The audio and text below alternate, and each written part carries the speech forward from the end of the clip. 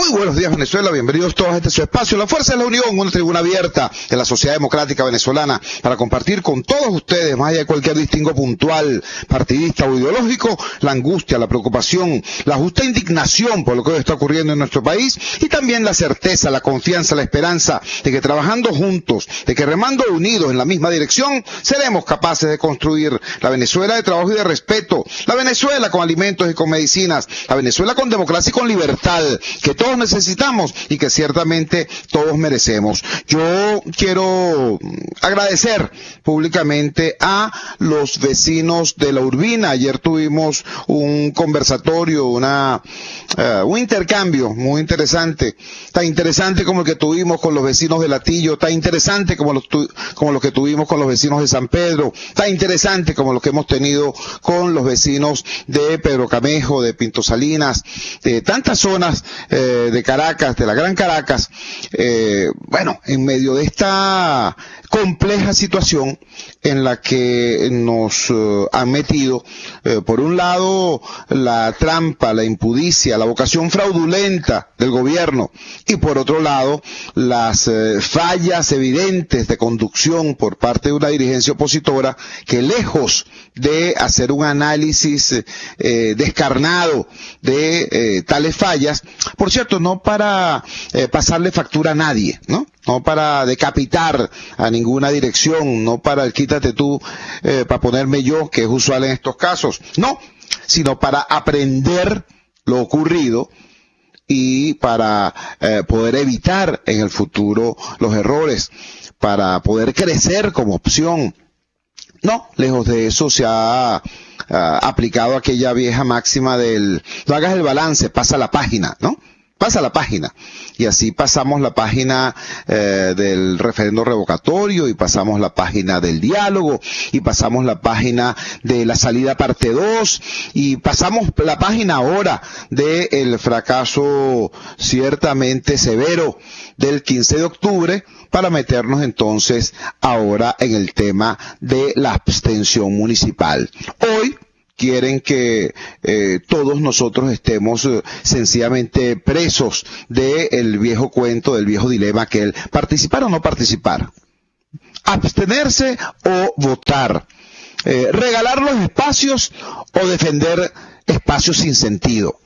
Quieren que nos metamos en eso y que nos olvidemos, por el amor de Dios, que nos olvidemos de que hace apenas 24 meses nosotros mismos, los venezolanos, con estos mismos partidos, con estas mismas estructuras, con esta misma legión de testigos electorales, nosotros mismos le propinamos una derrota abrumadora al régimen, abrumadora.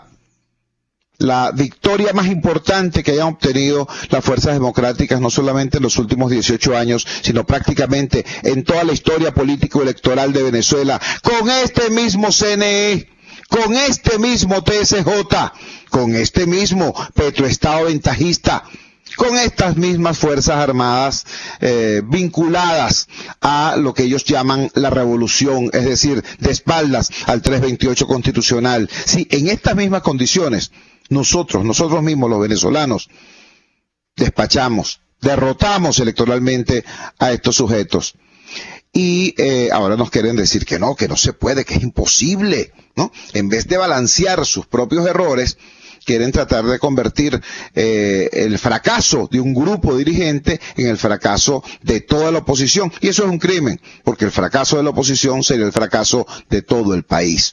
Por eso, estas reflexiones que hemos ido adelantando en la base de la pirámide, ¿no? De abajo hacia arriba, con los vecinos, con los ciudadanos, recogiendo testimonios, escuchando mucho, más que lo que tenemos que decir. Y bueno, en esa onda de escuchar, vamos a interactuar de inmediato con un conocido analista venezolano. Me refiero al presidente de Data Analysis, Luis Vicente León, a quien le hicimos las mismas 3 preguntas que ayer formulamos a Carlos Raúl Hernández. Luis Vicente, entiendo que, bueno, debes estar muy ocupado con todas estas cosas que han estado ocurriendo en tu condición de investigador de la opinión pública, de presidente de Data-Análisis. Quisiéramos que compartieras con los oyentes de Radio Caracas Radio una primera respuesta. ¿Es la decisión de no participar en las elecciones municipales una repetición de los errores del año 2005? Te escuchamos. Hola, Chugo, ¿cómo estás? Bueno, mira, en realidad la decisión de la oposición de no participar en las elecciones municipales era un tema un tanto cantado, ¿no? Era muy difícil para los partidos, sobre todo para los partidos tradicionales, salir luego de las denuncias de fraude y de las denuncias en contra incluso de los gobernadores que se juramentaron de Acción Democrática, salir a la asamblea, salir de ese proceso a otro proceso distinto en el cual obviamente participar significaría de alguna manera también entrar al mismo proceso de validación, se les complicaba porque generaba un cortocircuito en la base de la población.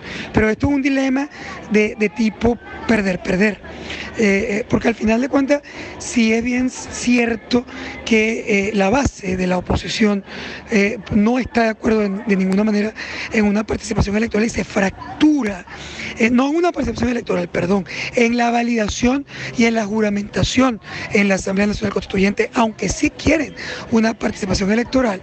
El tema central es que digamos, participar valida, divide, fractura, genera ruidos dentro de la oposición y por otro lado valida, y no participar también genera un problema empírico. Más allá de los temas éticos, la no participación significa entregar los espacios sin lucha, generar incluso en algunas zonas, digamos, impensables, como por ejemplo Chacao o El Hatillo o Lechería.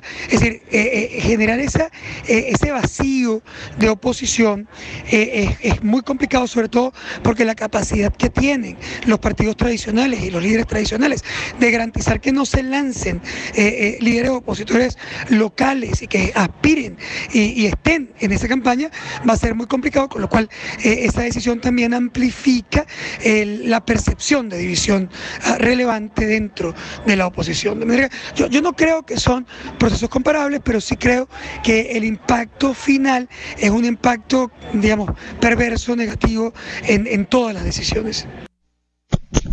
Estamos conversando con Luis Vicente León, presidente de Data-Análisis, quien nos indica que esta diatriba de participar o no participar electoralmente es una dinámica perder, en sus propias palabras.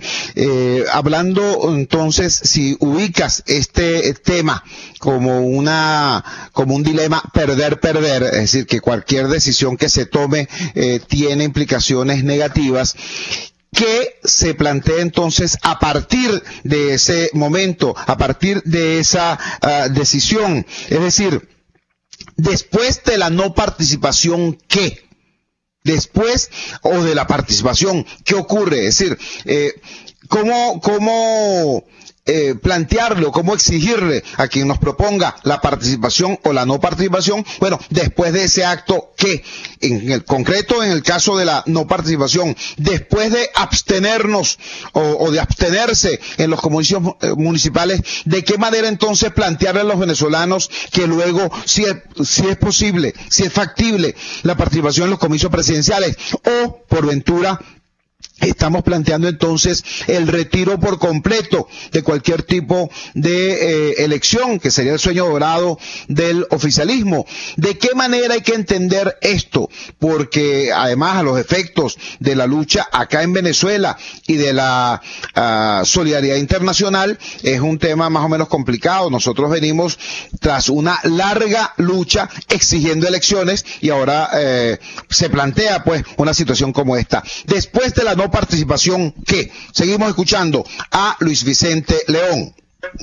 yo coincido con la preocupación de que una vez que tú abandonas un proceso electoral, yo que he sido además un promotor permanente del voto, obviamente tú estás no solamente complicando la elección municipal, sino que también estarías complicando tu participación en elecciones presidenciales, porque aun cuando es cierto que tú puedes dividir la decisión de las elecciones locales y la elección presidencial y bueno, utilizar estrategias distintas para ambas, sin embargo es claro que en una elección presidencial potencial el gobierno va a jugar también a la fractura de la oposición y hacerle un costo muy elevado a su participación. Por ejemplo, a mí no se me ocurre que tú tengas una elección presidencial sin que la Asamblea Nacional Constituyente todavía exista. Esa asamblea va a estar ahí. Ella va a alargar su proceso de existencia lo más posible porque ella no está ahí para redactar una constitución, está ahí fundamentalmente para poder controlar el poder. Y entonces ni siquiera es que van a decir que el presidente de la República electo en esa elección se tiene que juramentar, porque al final es poco probable que el gobierno esté dispuesto a una elección competitiva, sino que va a decir que para ser candidato a la presidencia te tienes que juramentar en la Asamblea Constituyente, con lo cual obviamente ya estaría desconectando ese líder de la base de la población. Y el problema en una elección de ese tipo es que tú siempre vas a encontrar a una oposición que se fractura entre los que quieren y los que no quieren participar. Y en una elección no competitiva, por mucho que la oposición sea mayoría, si entra la elección fracturada, su resultado va a ser muy similar que el resultado de las elecciones de gobernadores, que ya pues bueno, sabemos cómo fueron. Estamos conversando con Luis Vicente León, presidente de Datanálisis. Hay un tema que es real. Esta decisión de participar o no participar no se da en un laboratorio, no se da en un debate teórico. Está también el adversario que juega y juega duro. Entonces te pregunto, Luis Vicente, ¿cuál es, en tu opinión, la reacción previsible del gobierno frente a este anuncio de no participación? ¿Será que el gobierno entonces se aterra, se llena de pavor y sale corriendo a darte las condiciones que estás pidiendo? ¿O por el contrario, el gobierno va a disfrutar nuevamente su victoria por forfeit, como lo hizo en el año 2005? Digo esto porque, bueno, hay que tener bien claro y tratar de ser coherente, pues. Si tú dices, esto es dictadura, ¿no? Yo no he visto dictadura que le esté regalando a la oposición o a la población condiciones más favorables para derrotarle electoralmente. Eso no ocurre. Entonces, cuando se dice, no participo hasta que haya condiciones, hay que preguntarse, bueno, y esto no es una dictadura, pues. Esta no es una situación en la cual hay que derrotar al adversario a pesar de las condiciones injustas y leoninas que está poniendo. Entonces, la pregunta en concreto es esa, Luis Vicente. ¿Cuál es, en tu opinión como analista, la reacción previsible del gobierno frente a esta decisión de no participar que han tomado ya, al menos formalmente, algunos partidos? Te escuchamos. Yo la verdad no creo que el gobierno, aunque obviamente va a atacar a la oposición por su falta de participación electoral, yo no creo que el gobierno va a reaccionar mejorando las condiciones, sobre todo porque a pesar de que los partidos tradicionales, todos manifiesten su disposición de no participación, me parece que van a haber candidatos. Hoy mismo vamos probablemente a saber de una lista importante de líderes regionales opositores que se van a retirar de sus partidos para participar en las elecciones municipales. Yo más bien creo que el gobierno intentará quizás incluso ayudar o promover a esos líderes opositores para dar la idea de un balance, de que no es la oposición completa, sino que es básicamente un pedazo de ella la que no participa. De manera que yo no me imagino que vamos a ver un gobierno cambiando las reglas de juego. Muchísimas gracias, Luis Vicente León. Muchísimas gracias al presidente de Datanálisis por habernos regalado estos minutos de esta madrugada del 1 de noviembre. Iniciamos mes. iniciamos mes, ojalá que iniciemos también un espacio y un tiempo de reflexión que nos permita, insisto, en primer lugar, no seguir cayendo en falsos dilemas. Porque esto que está ocurriendo hoy ni es una maldición bíblica, ni es una maldición gitana, ni es una cosa que no podíamos prever que fuera a ocurrir. No, esto que está ocurriendo hoy es la consecuencia de maldades humanas. Las maldades, porque no hay otra manera de decirlo, es crueldad por parte del gobierno. Haber convertido el hambre de los venezolanos en fortaleza electoral a través de un artilugio tecnológico como el carnet de la patria. Eso no es estrategia política, chicos, eso es crueldad, eso es maldad. ¿Entiende? Por un lado. Y por otro lado, el tema de las fallas evidentes en la dirección opositora. Eso que te digan hoy, mira, no es la continuidad de la ruta constitucional regular por la que hemos obtenido victorias, no, tenemos que sacar el gobierno en 6 meses. Entonces tenemos estas 4 rutas y terminas el revocatorio, te quitan el revocatorio y te quedas sin política y tienes en vez de política 3 ocurrencias. O alguien olvidó aquel cuento del juicio al presidente. El juicio al presidente, el abandono del cargo o la marcha a Miraflores, como grandes soluciones que cierto sector irresponsable de la dirigencia opositora planteó como alternativa. Estoy hablando del 26 de octubre del año 2016. Ayer, pues, o sea, de aquellos lodos, de aquellos polvos vinieron estos lodos, ¿no? Luego, rebeldía ascendente, levantamiento nacional, hora cero, huelga general, para luego 2 semanas después decirle a la gente, mira, no, olvídate de eso, pues, voten por mí en las elecciones regionales. Entonces, por supuesto, ese cúmulo de errores durante prácticamente 2 años, la dirección opositora se olvidó de lo que es el hambre de la gente, la crisis económica y social que está atravesando el venezolano, ¿no? Entonces, bueno, ese país profundo que tuvo razones para votar por nosotros en el 2015, no encontró razones para votar por nosotros nuevamente en el 2017. Y el país que protestó, el país que salió a arriesgar su vida, ¿no?, en la salida parte 2, bueno, se vio también desconcertado porque los que le decían, los que le estaban hablando de hora cero, sin ningún tipo de explicación, le dijeron apenas una semana después, mira, por cierto, vota por mi partido en las elecciones regionales. ¿Entiendes? Entonces, bueno, desconectados del país que protesta y desconectados de la Venezuela profunda, alguien se puede extrañar de que hayamos perdido 3 millones de votos casi entre el 2015 y el 2017. Si a eso le agregas el fraude horrendo, que por cierto, el único que tuvo el coraje y la organización para demostrarlo y denunciarlo fue Andrés Velázquez. Si a eso le agregas el fraude, ¿no?, por un lado, y por otro lado, esa trampa horrorosa, ya no contra la oposición, sino contra el propio pueblo chavista, que fue el bendito carnet de la patria. Si agregas todo eso, entonces, bueno, ahí tienes el conjunto de razones que llevaron al resultado espantoso del 15 de octubre.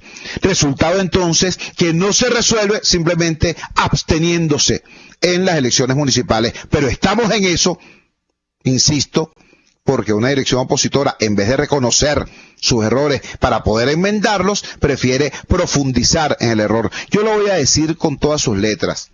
La dirigencia de la oposición tiene que madurar, no madurizarse, que es otra cosa, madurar. ¿Por qué digo que no madurizarse? Bueno, porque estas cosas son exactamente las que hace Maduro.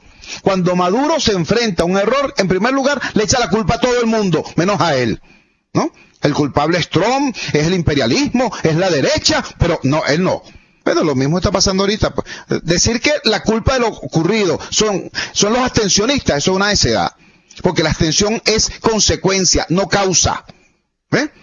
Y otro ejemplo de conducta madurista es este asunto de que cuando te enfrentas al error, en vez de corregirlo, te radicalizas. Así dice Maduro, nos vamos a radicalizar. Bueno, eso es lo que está ocurriendo, pues. En vez de corregir todos los errores que llevaron al desastre del 15 de octubre, se están radicalizando. Y entonces se están repitiendo las conductas del año 2005. Eso no es exactamente una opinión.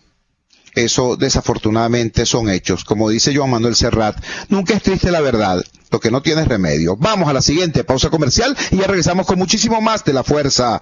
La fuerza es la unión.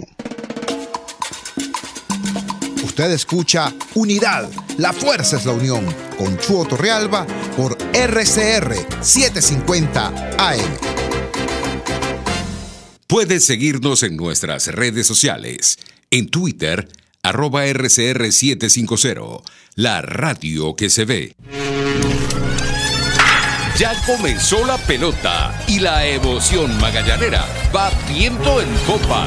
Dígalo ahí, Carlitos. Listo, Kelly, el envío, línea de hit al jardín izquierdo. La pelota va a lo más profundo, Arteaga va por tercera. Lo van a mandar para la goma. Cuando viene el disparo de un bounce, yes. Quieto en la goma y el juego se ha empatado. No te pierdas ninguna de nuestras transmisiones a través de nuestra red de emisoras a nivel nacional y en internet por rcr.tv y telenavegante.net. A ver, nárrame otra. 2 outs, juego empatado a 7, listo Medina. El envío, línea Reifel, retrocede el jardinero y está lleno. Y de manera espectacular, los navegantes del Magallanes han dejado el terreno a los Cardenales de Lara con marcador final de 8 carreras por 7. Ronnie Cedeño pega el hit de oro, se llevó en claro el jardinero Víctor Acosta y Magallanes, mis amigos, ha sacado un juego de abajo. RCR Deportes, circuito oficial de los navegantes del Magallanes. 100 años. Opinión, ideas en debate. Usted escucha a Chuo Torrealba en Unidad, la fuerza es la unión, por RCR.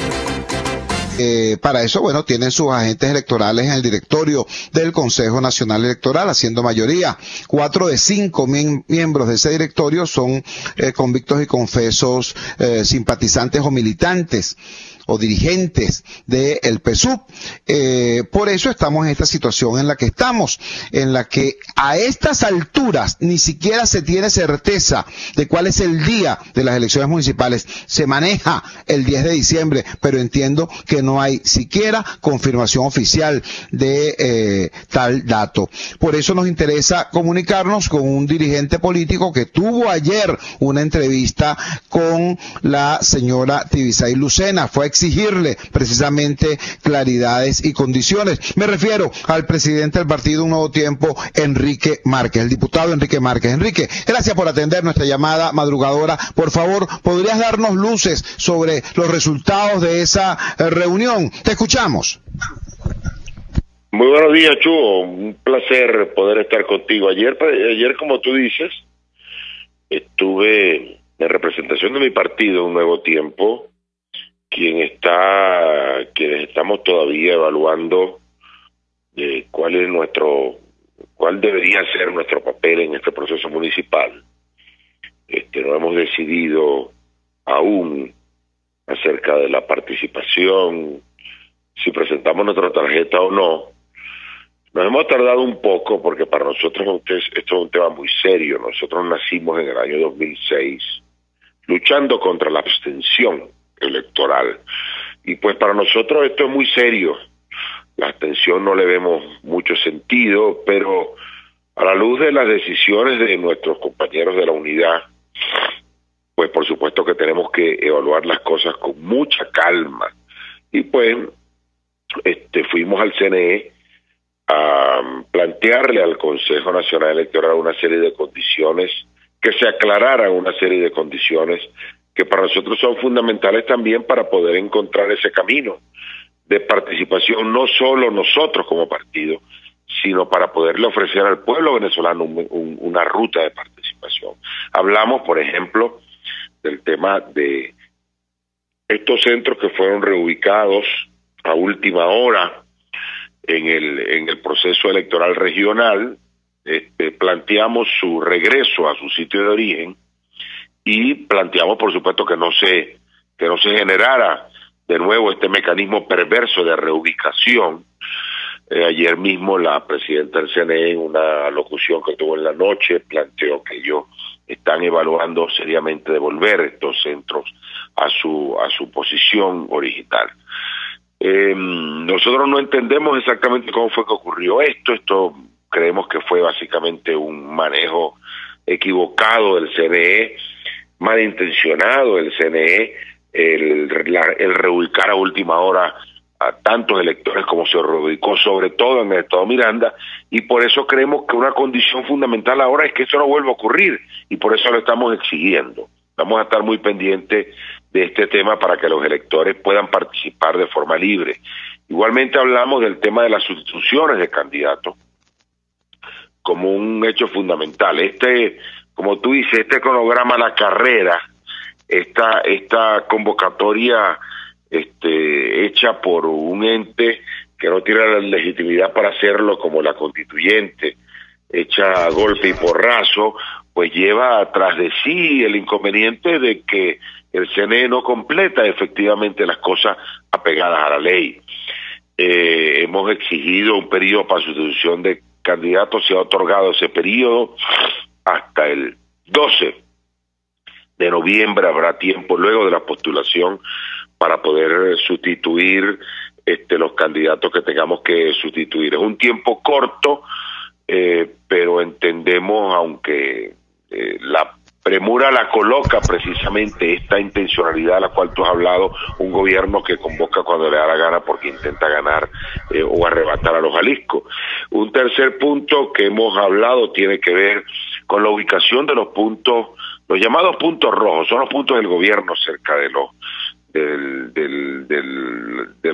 a la distancia reglamentaria, que es como mínimo 200 metros del centro de votación, sino que también en esto no se realice actividad gubernamental. Eso está prohibido en la ley, que el gobierno ese día esté regalando neveras, esté regalando lavadoras, esté sacando el carnet de la patria, esté regalando caja clave, porque eso precisamente es un chantaje. Es una acción coercitiva sobre el elector.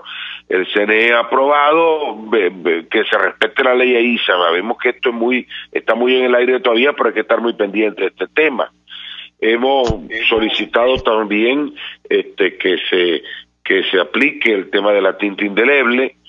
Esto pareciera, de acuerdo a las conversaciones que hemos tenido con la Universidad Central, que es la que fabrica la tinta, parece que es complicado, importarla también es complicado, no hay dólares, pues esto son excusa tras excusa, pero hemos solicitado esto, igualmente que se regule el tema asociado al voto asistido, y a la permanencia dentro de los centros de los miembros de mesa y los testigos. Una serie de cosas que fueron denunciadas en el proceso regional y sobre las cuales hay que estar pendientes para que el pueblo pueda participar de una forma mucho más convencida de lo que está ocurriendo.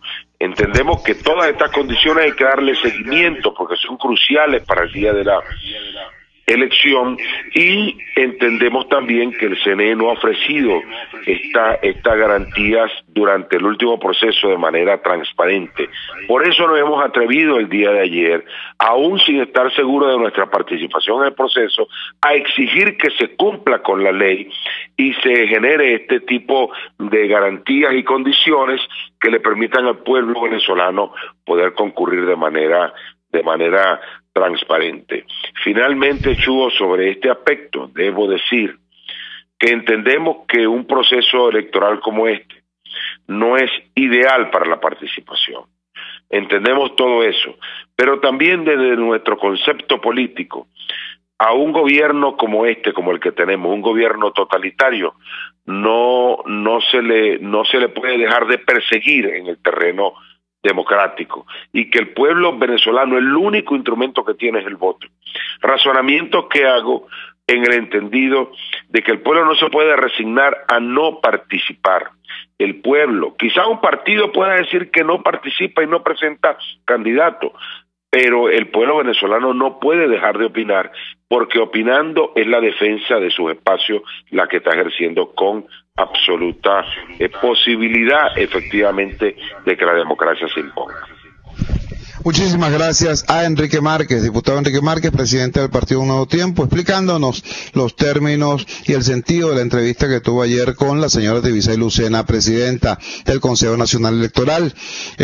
Como él bien dice, como organización no han resuelto qué hacer. Yo debo, sin embargo, informar que la concejal Kadary Rondón, dirigente de Un Nuevo Tiempo en Caracas, presentó su nombre como candidata a la alcaldía del municipio Libertador, y la dirigente político y dirigente social Rosiris Toro, de Petare, también, y vinculada, por supuesto, dirigente del Partido Un Nuevo Tiempo, presentó su nombre como candidata a la alcaldía del municipio Sucre. Son estas cosas que pasan, pues, en el contexto de estas situaciones ciertamente complejas. Y hablando de situaciones complejas, hay una en el estado Vargas.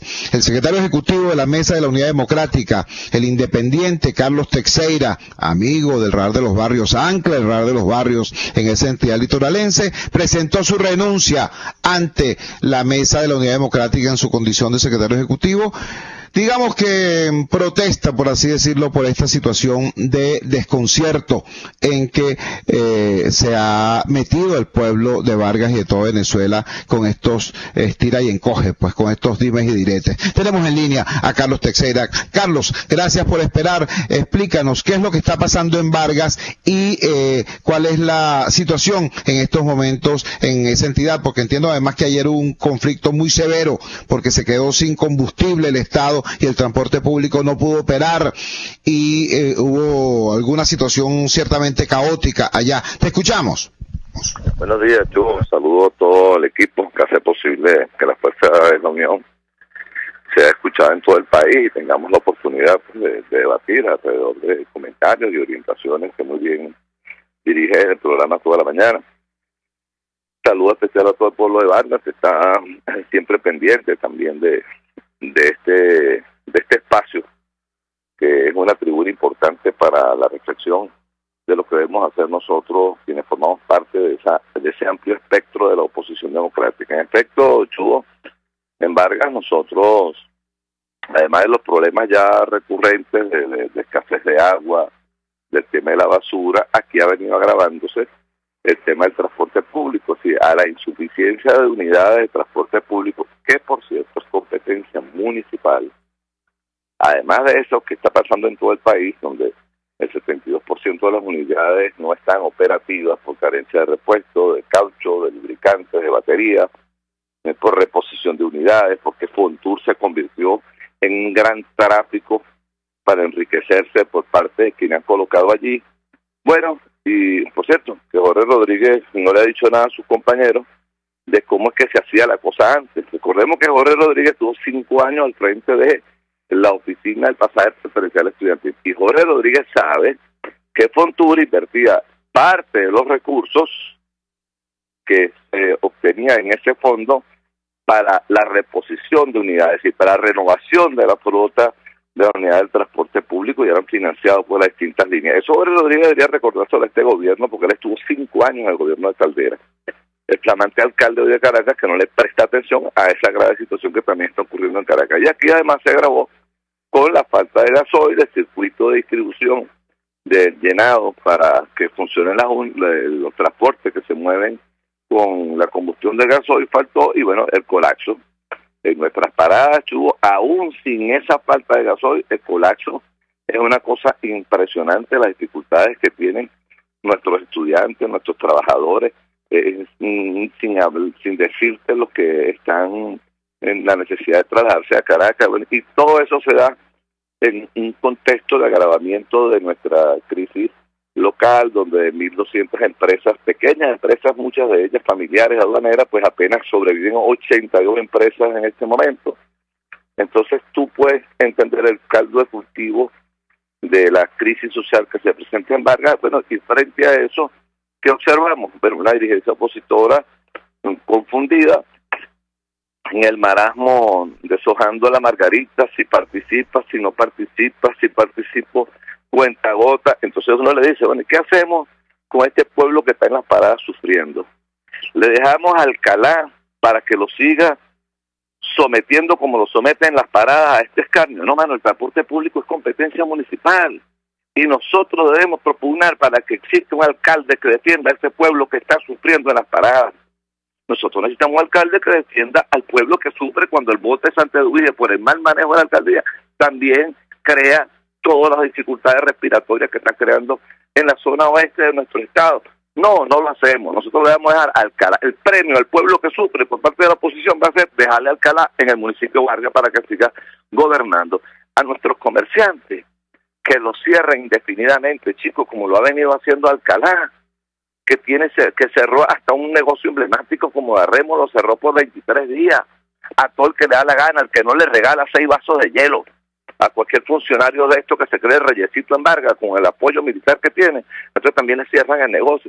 No vale a nuestro pueblo que ya sufrió con la tragedia, a nuestro pueblo que ha sufrido con la expoliación de todo lo que es nuestro frente costero, a todos los que han querido hacer el desastre ambiental. Pero el premio que le damos a nuestro pueblo es decirle como oposición, mira, no, nosotros no vamos para nuestra casa, porque es que nos dan todas las condiciones. Vale, estos son unos malandros y lo sabemos. Y nosotros vimos, por ejemplo, cómo en sectores populares donde nosotros ganamos, nosotros en la Asamblea Nacional solo perdimos 3 parroquias de 11. Ganamos las demás. ¿Por qué las ganamos en el 2015 y no las ganamos ahora en el 2017? ¿Qué fue lo que dejamos de hacer? ¿Por qué se nos quedaron 30,000 votos en su casa? Bueno, eso tiene que tener una explicación. Ahora, ¿qué vamos a hacer nosotros? Y particularmente lo estamos promoviendo con grupos de luchadores sociales y algunos partidos minoritarios de estos que no pudieron validar, Cuentas Claras, Vanguardia Popular, Gente Emergente y luchadores sociales de los gremios, del transporte pesado, de los pescadores. Vale, nosotros vamos a organizar una epopeya ciudadana. Mientras los partidos están en esta confusión, en esta vacilación, nosotros tenemos que ayudarlos, porque tampoco si los partidos tenemos que ayudarlos a reorientarse y a rescatar el rumbo que en este momento tienen extraviado. Vamos a hacer la epopeya ciudadana, organizando al pueblo para rescatar la alcaldía de Vargas y ponerlo al servicio de este pueblo precisamente. Carlos, te agradezco muchísimo esta información que nos estás dando. Seguiremos muy atentos al desarrollo de ese proceso. Algo así afirmó ayer el dirigente social Alfredo Padilla en una reunión de organizaciones no gubernamentales que se produjo en Caracas, en la sede de la Asociación de Profesores de la UCB. Él decía, mientras los partidos están en esta situación, ¿no? Porque ojo, están diciendo no participamos, y están mandando a sus dirigentes a que participen con otras tarjetas en medio de una situación de profunda falta de claridad y hasta de profunda hipocresía. Ayer nos enteramos, por ejemplo, de que en el municipio Sucre, la maquinaria de Primero Justicia se reunió con dirigentes independientes vecinales para ofrecerles que se lancen como candidatos independientes, que ellos les dan el apoyo de su maquinaria. Pero resulta que en Sucre ya hay candidatos. En Sucre está lanzado Enrique Mendoza por Copey, está lanzada Rosiris Toro de Un Nuevo Tiempo. Entonces los dirigentes vecinales le dijeron, bueno, ¿para qué nos van a lanzar a nosotros? Si ustedes no se lanzan, que deberían hacerlo, por cierto, para defender su propia gestión, si ustedes no se lanzan, ¿para qué nos van a lanzar a nosotros? Si quieren participar y apoyar a alguien, apoyen a los que ya están lanzados, algunos de ellos, para tener un solo candidato. No, entonces no, porque esos son sus competidores. Hay que apoyar a un tercero o cuarto candidato para seguir dividiendo el asunto. Mira, son unos niveles de irresponsabilidad los que se están viviendo en estos momentos, de una falta de criterio pasmosa. En medio de situaciones como esa, están gestos como estos que están ocurriendo en el Estado Vargas, donde el pueblo sencillamente, si no hay una dirección política que sea ni política ni dirección, el pueblo se organiza y va a dar un paso adelante, independientemente de lo que termine ocurriendo. Eso nos parece una experiencia valiosa, porque aquí no solamente los partidos, no solamente la dirigencia, la ciudadanía tiene que madurar y tiene que ubicar cuál es el plano de los discursos y cuál es el plano de la realidad. Y en ese sentido, esta información que nos da Carlos Teixeira desde el Estado Vargas es ciertamente importante. Vamos a la siguiente pausa comercial y ya regresamos con muchísimo más de La Fuerza. La fuerza es la unión. les estamos presentando Unidad, la fuerza es la unión, solo por RCR 750 AM.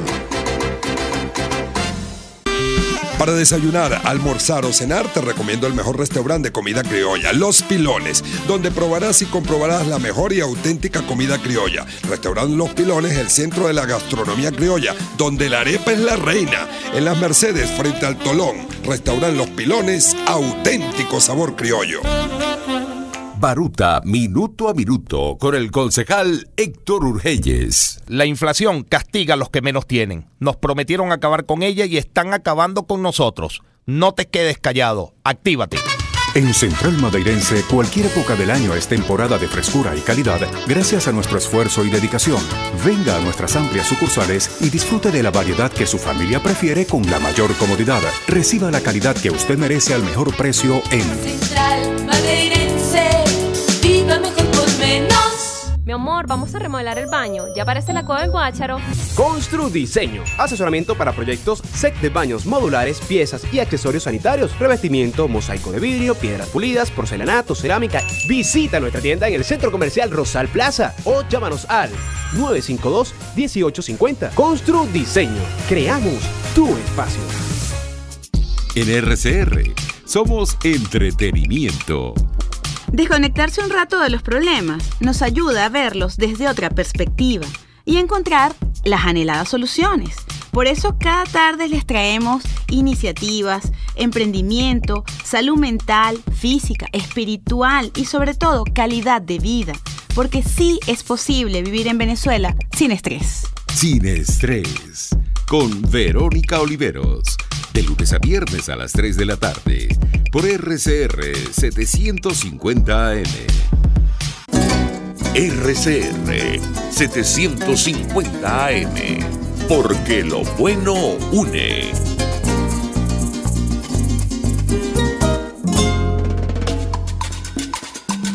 Ahora más que nunca, ¡fuerza, Venezuela! Porque la fuerza es la unión.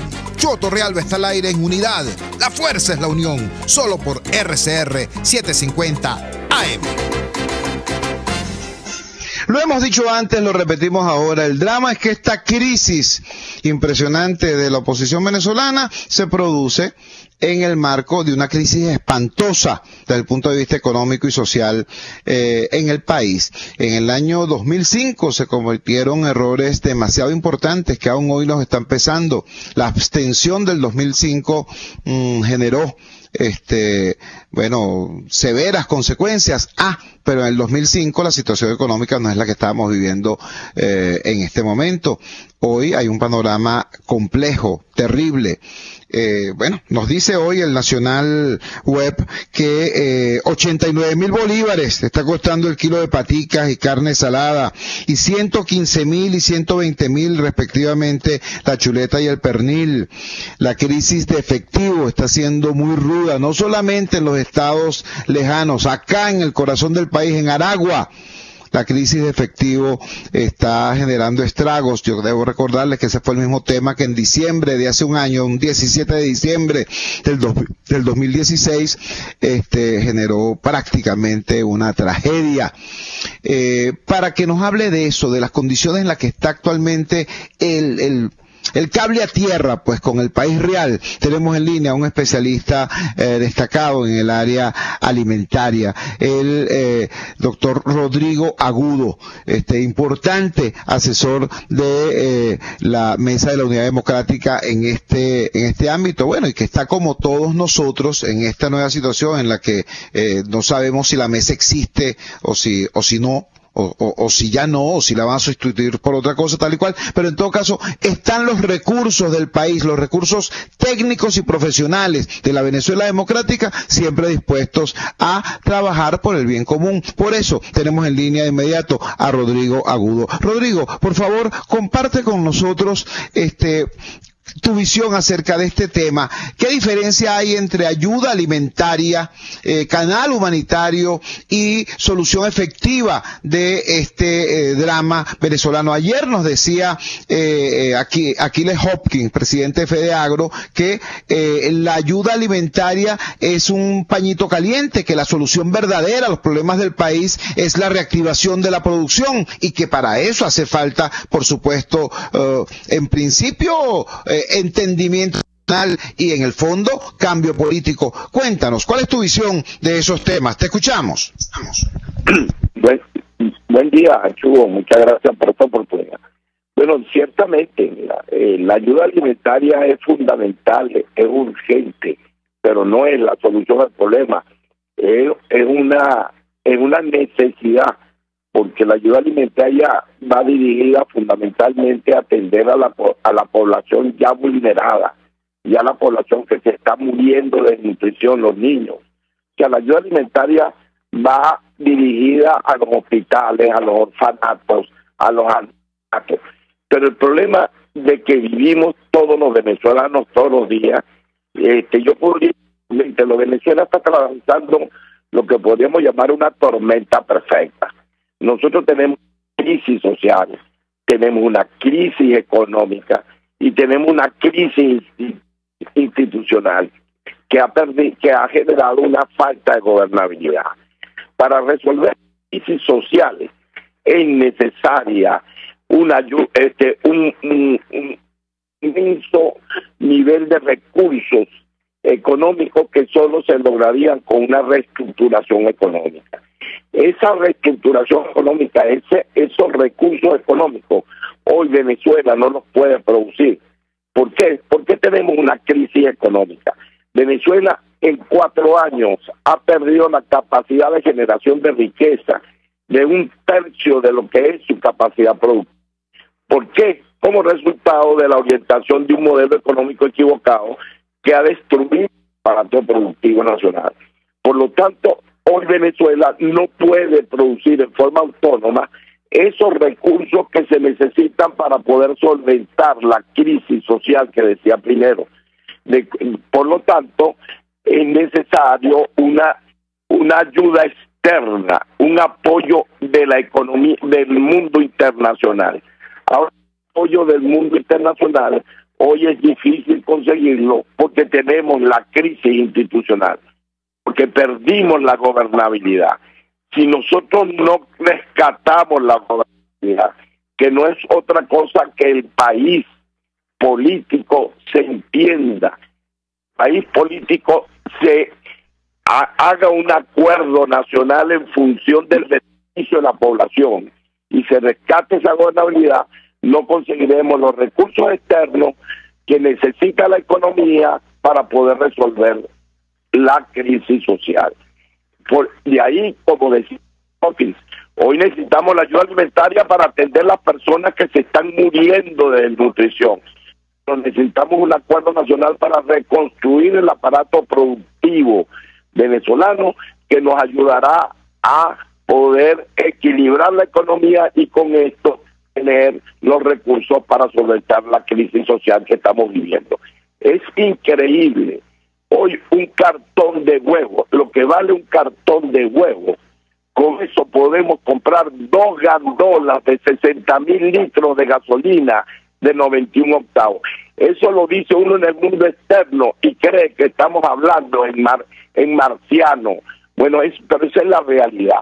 Usted llega hoy a una bomba de gasolina y puede cargar con 60 bolívares el tanque de gasolina y se baja en la tienda de conveniencia y le piden 3.000 bolívares por una botellita de agua de 670. O sea, que yo puedo comprar y llenar un tanque de gasolina con, o mejor dicho, mi envase de agua vale 3.000 veces más de lo que me cuesta llenar el tanque de gasolina. Eso es inconcebible.